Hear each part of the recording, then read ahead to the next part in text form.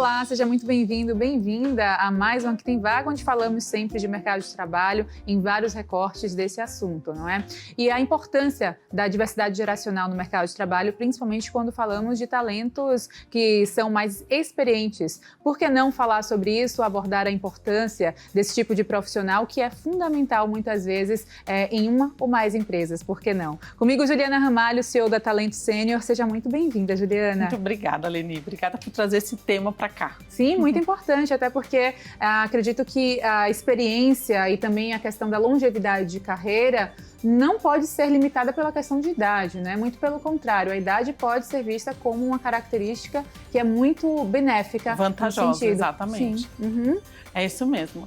Eu acho que no mercado, a gente hoje está muito condicionado, foi condicionado quando a gente era as últimas gerações, de que existe o tempo de estudar, o tempo de trabalhar e depois se aposentar.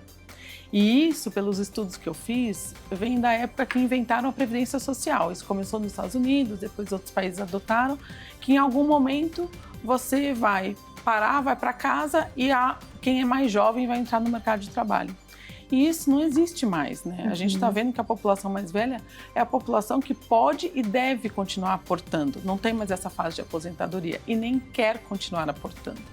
Claro. Então, é isso que a gente quer ajudar as empresas, as grandes, as médias e as startups a entenderem essa nova dinâmica do mercado. E qual é o recebimento das empresas com relação a esse entendimento? Parte desde a liderança, a recrutamento, né, e seleção, recursos humanos. Como é que funciona essa ponte, né, entre explicar e trazer assim a luz do entendimento que realmente é necessário a manutenção desse empregado? Olha só, são diferentes empresas que têm diferentes visões. As grandes empresas hoje, na verdade, são aquelas que não conseguem reter esses profissionais e os entregam de volta ao mercado.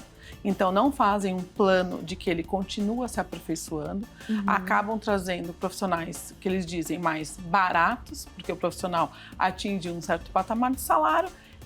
Existe um viés de que o profissional mais velho não se atualiza na tecnologia, que ele não é atualizado ou que ele perde a capacidade de aprendizado, então o RH não se esforça mais para mantê-lo atualizado.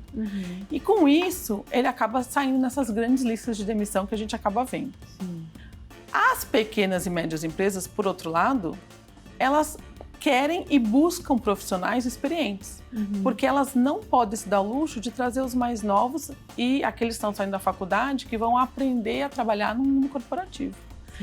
E as startups, elas são ainda mais receptivas à ideia de um profissional talentoso que já teve sua trajetória profissional amadurecida e que pode chegar na hora aportando valor, ensinando esses empreendedores, deixando, né, aquele CEO cuidar de um produto especial que ele está fazendo, para esses sêniors, cuidarem da parte de RH, da parte financeira, das operações, porque eles trouxeram essa bagagem com eles. Sim. Então, o mercado hoje que a gente vê está assim, as grandes empresas estão entregando os talentos e a gente tem que fazer essa ponte para eles chegarem nas médias pequenas e nas startups, que valorizam esse profissional sim. Olha que interessante saber como é que funciona cada mercado, cada nicho e cada tipo de empresa, né? Agora, você fala sobre essa questão de atualização do profissional, aí também tem a importância do lifelong learning, né? Que é o aprendizado ao longo da vida ou contínuo. E isso deve acompanhar independente de idade, não é? Independente de idade. Porque a gente fala que essa curiosidade não pode acabar, não pode morrer. O profissional mais velho, vamos dizer, quando ele chega aos 40, 45, ele não pode vestir a camisa do etarismo.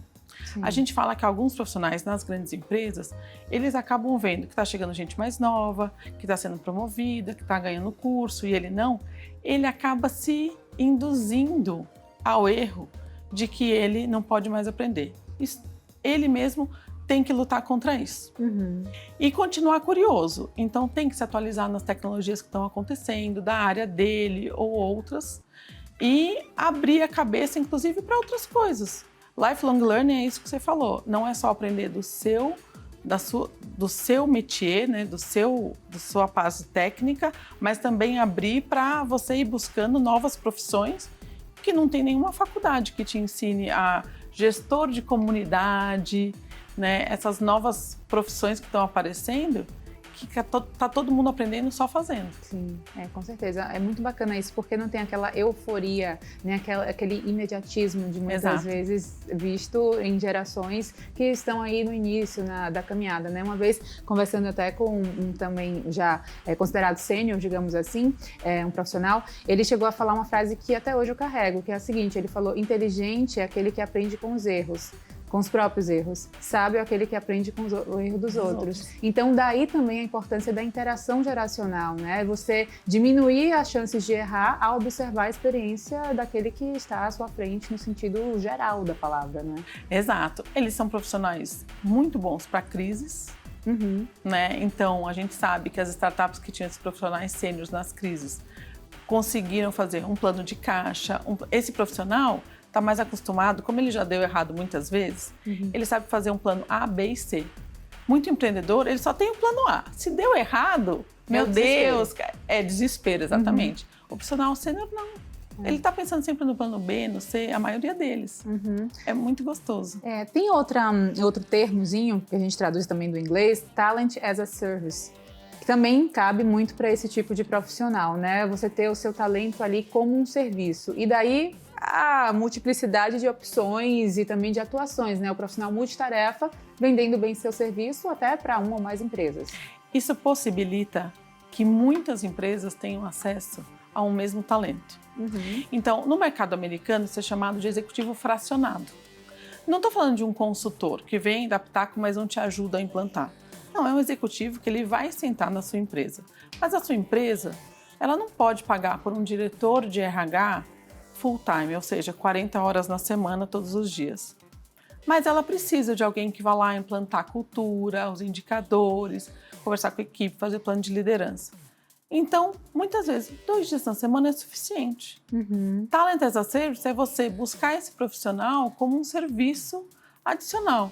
Então, esse profissional que é capacitado, trabalhou em grandes empresas, traz para 2 ou 3 empresas o conhecimento que ele tem. Então, elas se beneficiam porque elas podem pagar por um profissional por um tempo menor, trazem o conhecimento dele e ele está refazendo a sua renda, sendo flexível, exatamente, não sendo exclusivo de uma grande empresa e se flexibilizando em atender 3, 4, 5 empresas. Isso a gente pode também considerar como uma possibilidade de transição de carreira, digamos assim, ou não necessariamente chega a ser uma transição, e sim você se adequar ali ao mercado, ao momento e prestar o serviço dessa forma?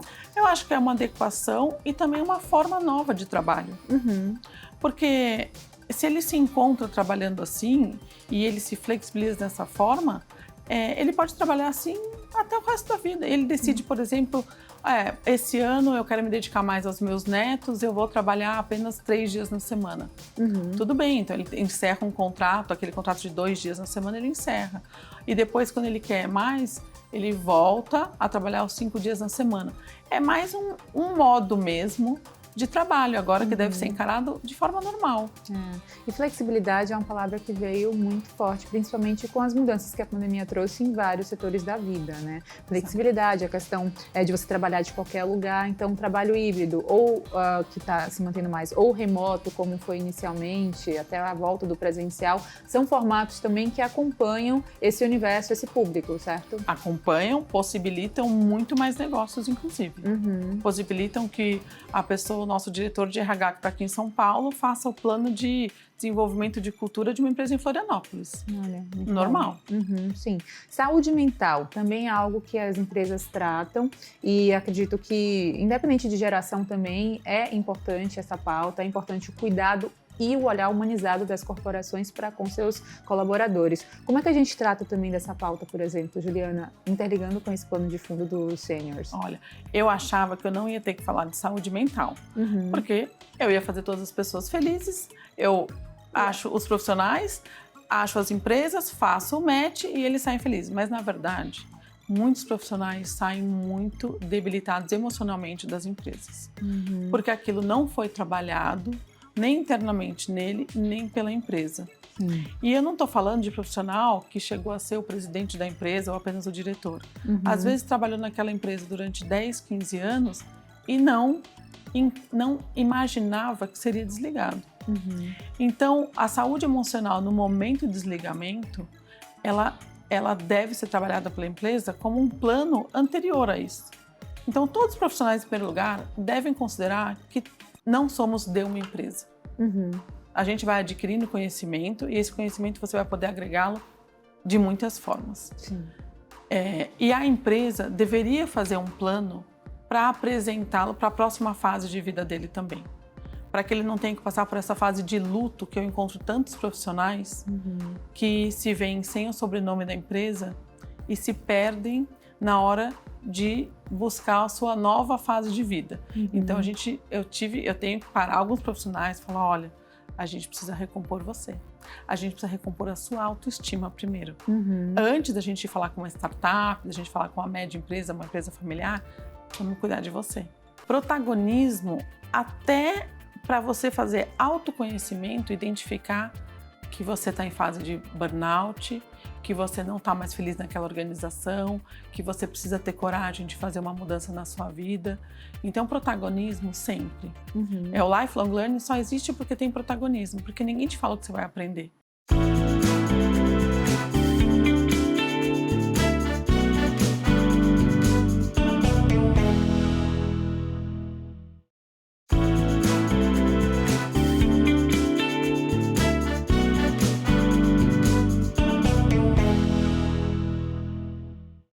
E a importância também das relações, networking, por exemplo, né? Você se manter sempre ali cultivando relações, independente de você estar dentro ou fora, mas principalmente quando você ainda está dentro do mercado de trabalho, para manter esse ciclo, né? Esse círculo.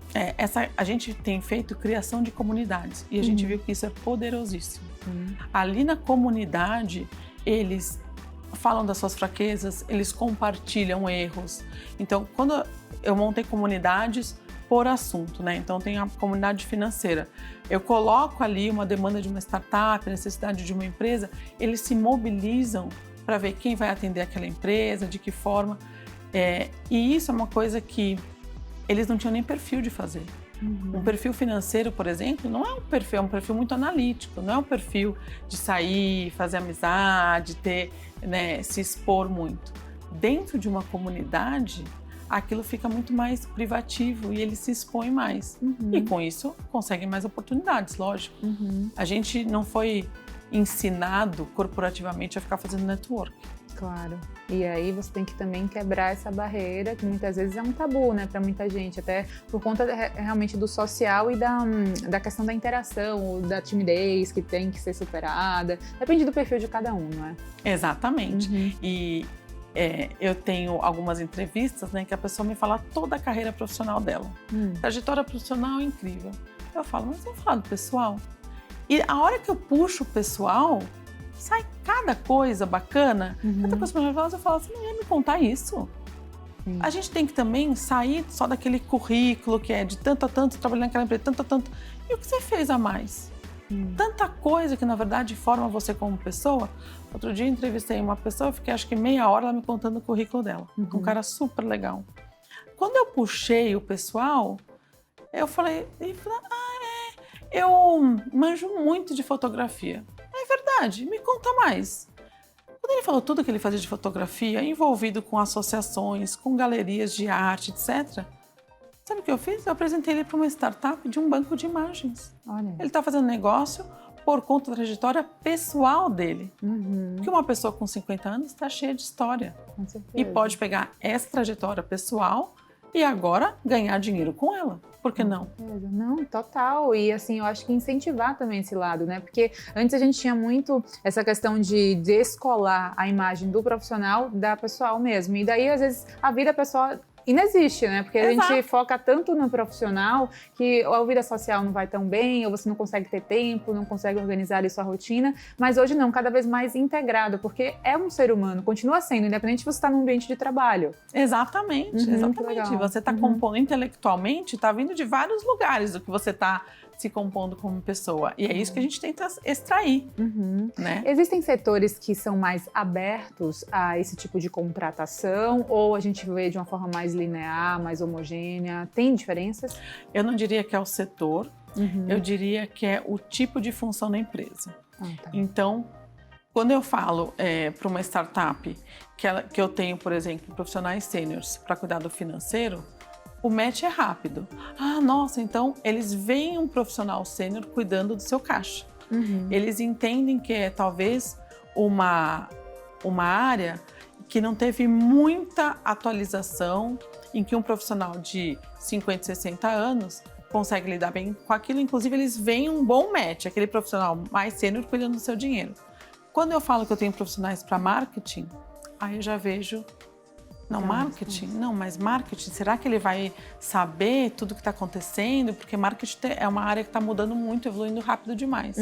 Então, eles já causam, e aí eu tenho que fazer um trabalho, não, peraí, vem conhecer alguns dos sêniors que tem aqui de marketing, mas já tem um pé para trás. Sim. Quais são os maiores desafios para você que lida diretamente com essa ponte, né? Com essa questão de conhecer a pessoa, de levar esse perfil até as empresas contratantes, que você também deve enfrentar como um profissional, né? Você saber lidar com o lado humano da coisa, ouvir a pessoa, ter esse planejamento de carreira também em mãos. Como é que funcionam os desafios? Quando eu chego o desafio, por exemplo, em empresas familiares pequenas ou médias, é eu ensiná-los que não é só o modelo CLT que existe. Então, eles sempre foram ensinados de que você contrata uma pessoa, ela tem que bater o cartão às 9 da manhã, sair às 5h45, enfim. E aí eu tenho que falar, não, mas tem novas possibilidades de trabalho. A outra coisa é, nas grandes empresas, a gente provocar a gestão do conhecimento. Esse profissional que está saindo, você vai perder o conhecimento dele. Então, tem muitas formas, a grande empresa também tem que flexibilizar os seus métodos de trabalho para que não seja apenas esse método de bater o cartão de manhã e sair à tarde. Não tem mais que contratar talento por hora. Por isso que a gente fala, talento não é por hora. O seu capital intelectual, você pode contratar por projeto, você pode contratar por um período, depois a pessoa sai e ela volta quando o projeto estiver em uma outra fase. Por isso que a gente fala, não retém talento, espalha talento, divide talento. Compartilha talento, exatamente. Abre essa mente. Então, ainda a gente vê nas empresas uma certa retenção. Por isso que a gente decidiu começar até a atuação por startups, porque na startup, o empreendedor é louco para conhecer um bom talento. E ele entende esse mecanismo de contratação por projeto, etc. E flexível. Legal. Quando a gente fala, né, do mercado atualmente, principalmente, tem muita questão também do protagonismo desse colaborador. Falamos de protagonismo também para esse colaborador ou antes, claro, existe aquela necessidade que você falou de trabalhar o psicológico, de trabalhar a autoestima, porque hoje a gente vê que não só as empresas contratam, os colaboradores também escolhem ou não permanecer, né? E daí por uma série de motivos. Como é que existe esse olhar nesse campo de visão que a gente tem dos seniors, por exemplo? Não, protagonismo sempre. Protagonismo até para você fazer autoconhecimento, identificar que você está em fase de burnout, que você não está mais feliz naquela organização, que você precisa ter coragem de fazer uma mudança na sua vida. Então, protagonismo sempre. O lifelong learning só existe porque tem protagonismo, porque ninguém te fala o que você vai aprender. Você tem que ir lá e decidir que você vai aprender um novo hobby ou uma nova profissão, ou vai se meter num novo setor que você não tinha. Então, protagonismo é sempre. E isso te salva de muitas mudanças que a gente culpa o mercado, mas na verdade você podia ter se antecipado. E é essa função também na nossa conversa aqui, tentar trazer, né, essa forma de você enxergar de uma maneira mais antecipada mesmo, preventiva, e se calçar e saber o melhor caminho a trilhar, mesmo que o final a gente nunca sabe onde é que vai dar, né, com certeza de nada, a gente não tem certeza de nada na vida, mas pelo menos você ter essa clareza de saber onde procurar ou onde seguir ali a sua trilha, né, Juliana? Exatamente. Então, se a gente sair desse mecanismo mental que é a nossa vida dividida em 3 fases, que é estudar, trabalhar e se aposentar, se você entende que você vai ficar até os 100 anos trabalhando, você já começa a pensar, tá bom, mas eu vou querer ficar aqui num telejornal quantos mais anos? Depois eu vou fazer o quê? Qual é a minha próxima fase da vida? E você já começa a se interessar por outros assuntos. Claro.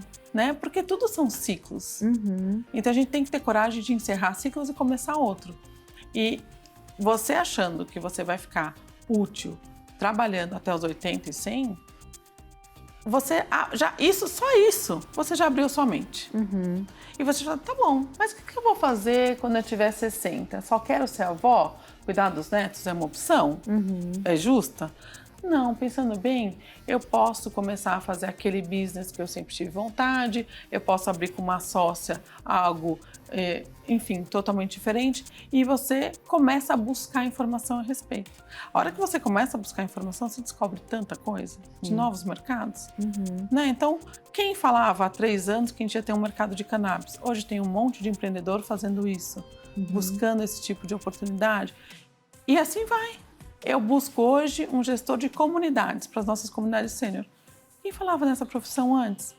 De repente você entra numa turma, você vê que ali tem uma possibilidade, você faz network, que é o que você falou, e vê que tem outras pessoas fazendo coisas diferentes. E aquilo vai te abrindo. Sempre protagonismo, sempre buscar e flexibilidade. Sejamos flexíveis. Claro, entender os ciclos de maturidade de carreira é importantíssimo e ainda mais aproveitar cada um desses ciclos para colher e, quem sabe, ter plano B, C, né? Ampliar o leque das oportunidades futuras, ou futuro recente, ou futuro a mais a longo prazo, mas vislumbrar nessa trajetória. Vislumbrar.